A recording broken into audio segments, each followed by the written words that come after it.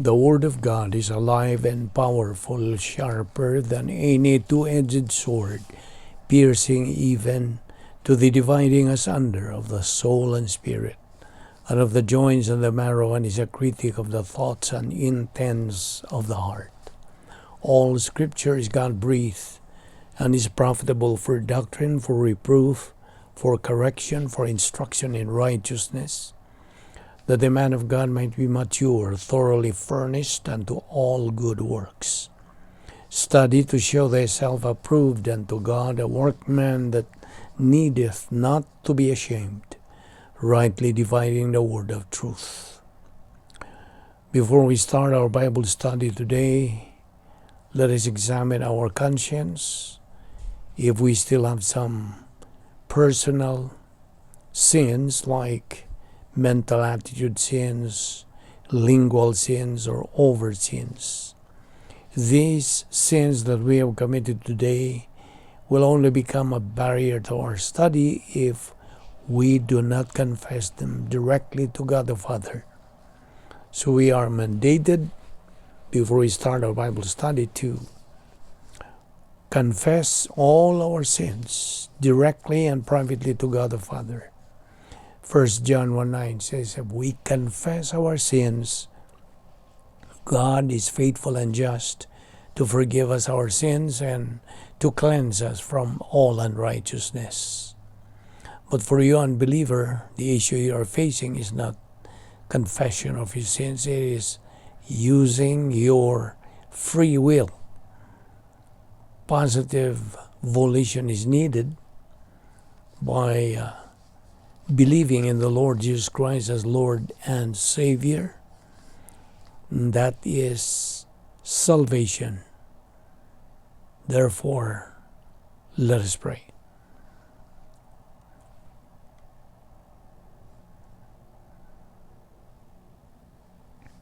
Father, we thank you for this time of assimilating your word once again. Thank you for the life that you still have perpetuated. This is an indication that our life is not yet over in phase 2 of your plan.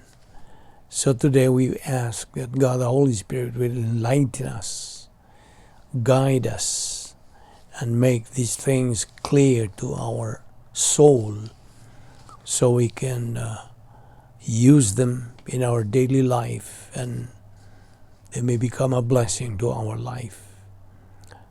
Thank you for this Bible study through the YouTube. This we asked in Christ's name. Amen.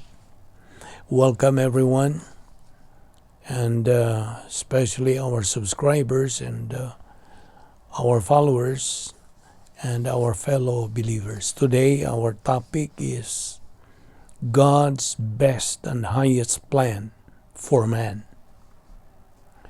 First of all, there are only two kinds of believers in this world: winners and losers. Okay, we will take up the losers first. Who is a loser believer? Well, the loser believer resides in the cosmic dynaspheres. The two dynaspheres, cosmic dynasphere 1, which is arrogance complex, and cosmic dynasphere 2, the hatred complex.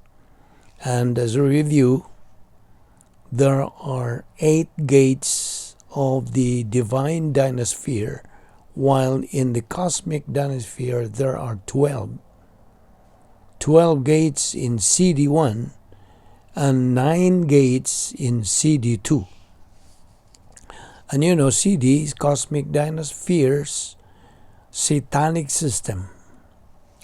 Okay, so that's number 1. He resides in the cosmic dynaspheres.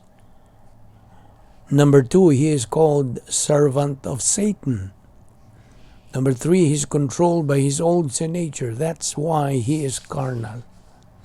Number 4, he's functioning and motivated. All of them will only lead to evil. That's why the word in Greek is nikao, the overcomer, the winner.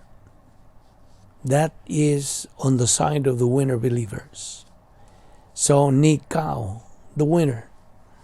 Now, in 2 Corinthians 5:10, it says there, "For we must all appear before the judgment seat of Christ," or the bema seat, "that everyone may receive the things done in his body according to that he hath done, whether it be good or bad." Now in the original, the Greek word used here is agathos, for winners. Now, back to the CDs, cosmic dynaspheres. CD1 is arrogance complex.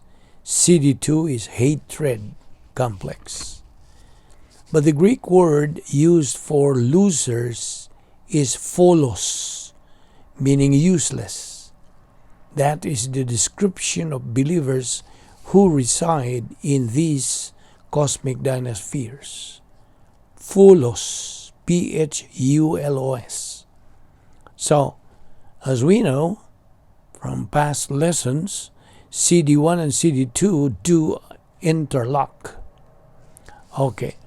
Now, in Philippians 3, verses 18, it says they're the enemies of the cross, believers who reside in the CDs. Their destiny is destruction. Their God is their belly, stomach. So, when we talk about stomach, it's appetite. But in the original, it means emotions. Their glory is in their shame. Their churches want to use emotions, just like a yo-yo, feel emotional. Now, during the judgment seat of Christ, there are believers who will be ashamed. In 1 John 2:28, it says, "And now little children," meaning baby believers, "abide in him, that when he shall appear, we may have confidence and not be ashamed before him on his coming." Now, God works all things together for the good. That's Romans 8:28. And I want you to remember that particular verse. So the winner is called Nikao, overcomer, or Agathos, the good. In the Word of God, a spiritual believer is the good. The loser is called Pholos, which means useless, worthless, vanity, empty. So, who are these believers that are Pholos? Well, those who are residing in the two cosmic dynaspheres. Now, in the Hebrew, the word they use for Pholos is hebe, meaning empty. Hebe. Hebe means empty in English, and in Greek it is mataiotes, meaning empty or vacuum. Now these believers are just living their lives just like that of unbelievers. In fact, you cannot distinguish them as believers. But again, because they are believers in Christ, even if they reside in the cities, when they die, my question is, where will they go? Heaven or hell? Heaven, of course. Philippians 1:20 says, "According to my earnest expectation and my hope, that in nothing I shall be ashamed, but that with all boldness as always, so now also Christ shall be magnified in my body, whether it be by life or by death." A believer will be ashamed of what? The answer is Philippians 3:18-19. In verse 18 it says, "For many walk, of whom I have told you often, and now tell you even weeping, that they are the enemies of the cross of Christ. Verse 19, whose end is destruction, whose God is their belly, and whose glory is in their shame, who mind earthly things. Now, who said this? It's Apostle Paul. Okay, listen. A believer who lives by emotion is like a yo-yo. It goes up and down. He feels spiritual. He feels high, but no doctrine. There is vacuum, hebe, Hebrew word for empty, matayotes in Greek. Now, so these believers will be ashamed during the judgment seat of Christ, the Bema seat. Philippians 1:20 talks about shame in heaven. While you, believer who are spiritual, you are on your way to be a nikao, winner. Now, will you open your Bibles to 1 John 2:28? And it says, and now little children, meaning baby believers, abide in him, that when he shall appear, we may have confidence and not be ashamed before him at his coming. Now this is rapture. If you, believer, had been residing in the operational divine atmosphere most of your time, functioning right in fulfilling God's protocol plan for your life, you had been utilizing God's grace provision, like the various doctrinal rationales, like the rebound technique, the faith rest technique, God's 10 problem-solving devices, etc., etc. Then you are confident. You have no worry, no anxiety. Now let me give you an example. If you're facing an examination, a test in your school, now this refers to students. Now, if you studied your lesson very well, prepared yourself, you're well prepared, okay? Would you be afraid? Would you be worried to face that test? No. Instead, you are confident, right? So that was Paul's admonition to the believers. The secret, therefore, is very simple. Just reside. Live inside the operational divine atmosphere. And it is a mental attitude. Remember? Because the Christian way of life is a mental attitude life. So reside in the operational divine atmosphere, function in the operational divine atmosphere, and thus you fulfill the protocol plan of God for your life. Revelation 2:10. Apostle John said this, fear none of those things which thou shalt suffer. Behold, the devil shall cast some of you into prison, that we may be tried, or ye may be tried, and ye shall have tribulation 10 days. Be thou faithful unto death, and I will give thee a crown of life. Now this crown of life is God's reward for winner believers. A crown. In Greek, it's Stephanos. The Greeks use this in their Olympic Games. Those who are rewarded are those victorious soldiers. Reward for believers who reside in the operational divine atmosphere. Your faithfulness in using the following: daily use of rebound, your daily function of grace apparatus for perception or gap, your application of doctrine, the essentials in the Christian way of life, the right priorities in your spiritual life. Who and what is your number one priority in life? May I ask you? Bible doctrine should be our number one priority, you see. Principle. Whatever is your priority in life is the one that runs your life, right? However, for you believer, if Bible doctrine is now your number one priority in life, you are definitely on your way to spiritual maturity, meaning you are now a potential winner believer.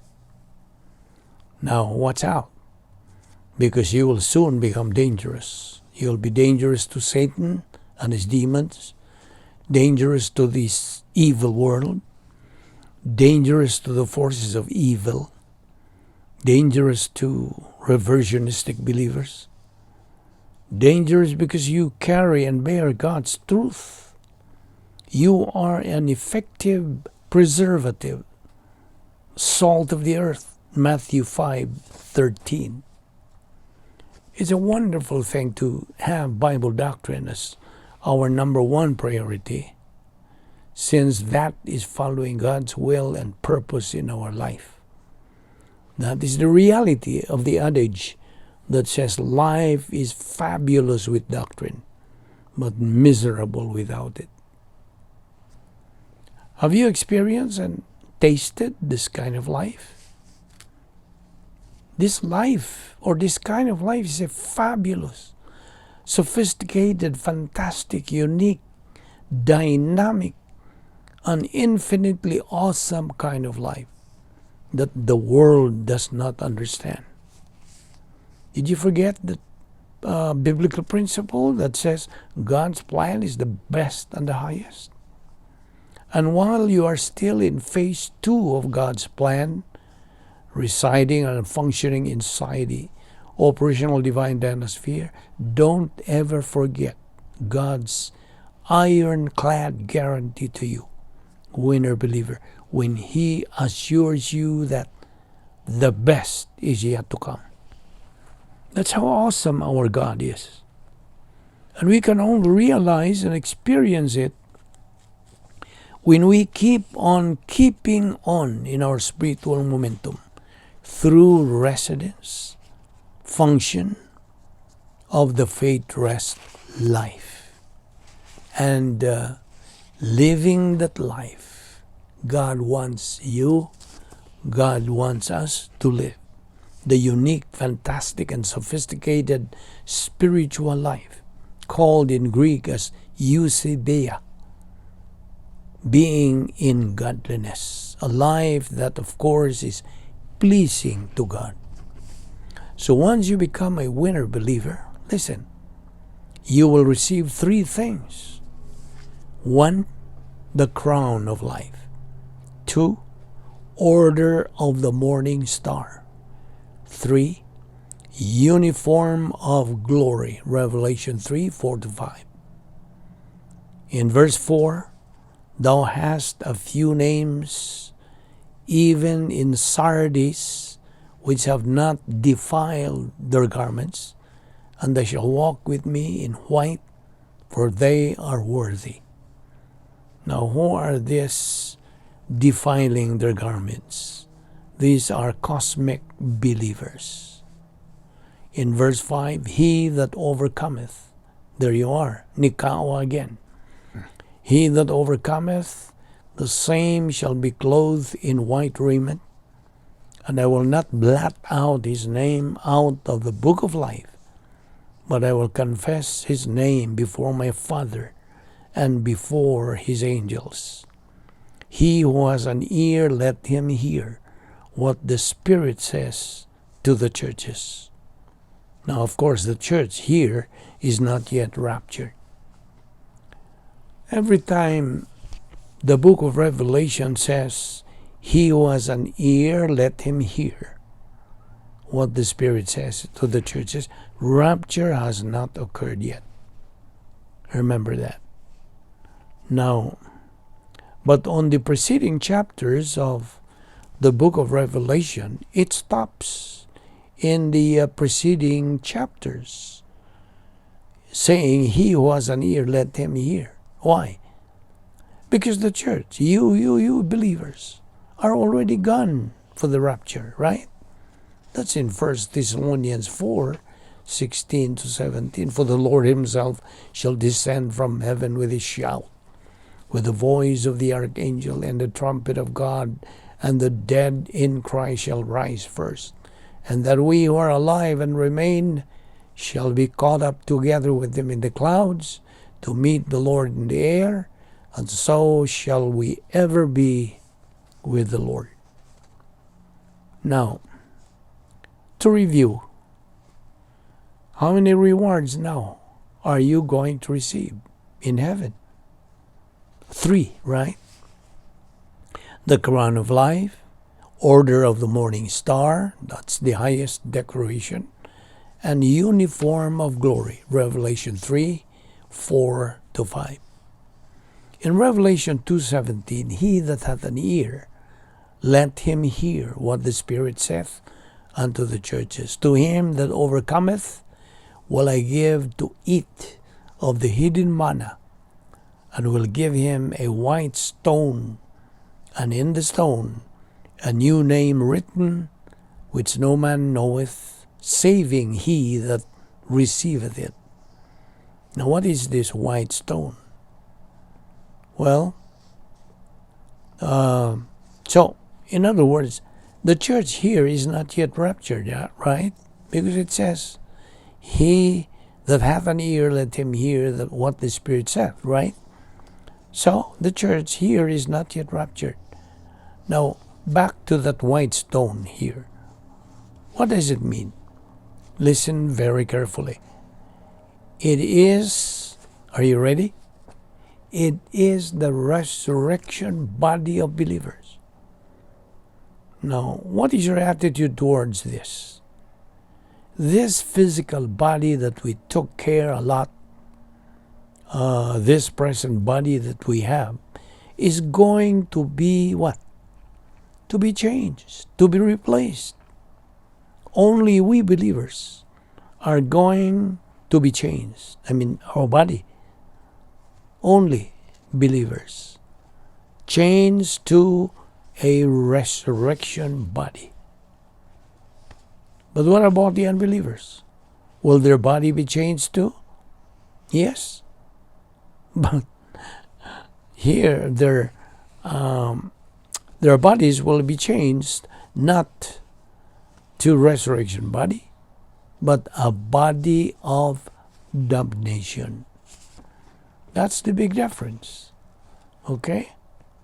So yours, you believers, you will be changed with resurrection body. That's the big, big difference. Now the white stone, again, there in that verse, refers to the resurrection body. In 1 Thessalonians 3:13, a winner always stands guiltless before God. It says in that verse, to the end he may establish your hearts unblameable in holiness before God. That means a winner believer always stands guiltless or blameless in holiness before God. Now, let's go to Matthew 24:40-41. In verse 40, then shall two be in the field, the one shall be taken and the other left. Verse 41, two women shall be grinding at the mill, the one shall be taken and the other left. Now, it's red that's printed here. Do you know what these two verses mean? Rapture? Is it rapture? No, this is not rapture. Listen, this is separation of believers from the unbelievers during the second advent. Revelation 19:7, let us be glad and rejoice and give honor to him, for the marriage of the Lamb is come, and his wife hath made herself ready. Now there's going to be a wedding feast, and who are invited in this wedding feast? Do you know? The answer is the Old Testament believers are being invited here. Now go back to Revelation 2:26. To him who overcomes, there you are again, Nikao, To him who overcomes and keeps my works unto the end, to him will I give power over the nations. You, member of the church age, I'm referring this to you who are believers, you are members of the church age, will be given the authority, the power to rule over nations. Did you hear that? Therefore, listen, you who are a winner in the church age will be given power to rule over nations. Now, what is the Lord Jesus Christ? One of his titles, King of Kings and Lord of Lords, right? Now, who are the kings? The answer, church age believers. And who are the lords? The Old Testament believers. Can you imagine that? Old Testament believers will rule only cities. But you, church age believers, you will rule nations. Can you not realize that? Can you just imagine that? How important, how special you are? And you just take for granted you're being members of the church age. You're just taking it easy. So therefore, this is a challenge to you, fellow believers. Wake up. Let us pray. Father, we thank you for this opportunity of studying your word so briefly. May you make this clear through the teaching ministry of God, the Holy Spirit. Thank you for this Bible study through the YouTube of the Vic Balbido Evangelistic Ministry. This we ask in Christ's name. Amen.